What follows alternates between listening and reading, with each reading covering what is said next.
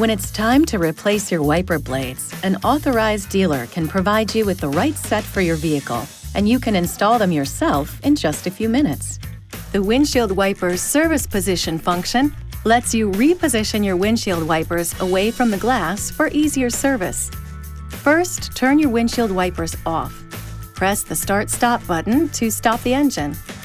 Then, push the wiper lever up and hold it there for at least 3 seconds. The wipers will raise into service position.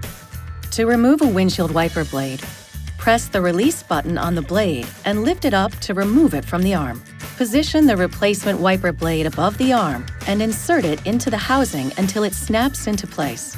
Now, just lower the wiper blade onto the glass and repeat the process for the other side. To deactivate the function, cycle the ignition on. Issue a command with the wiper lever or drive at speeds above 3 miles per hour or 5 kilometers per hour. This video is not intended to take the place of your owner's manual. For complete details and other important safety information, please see your owner's information.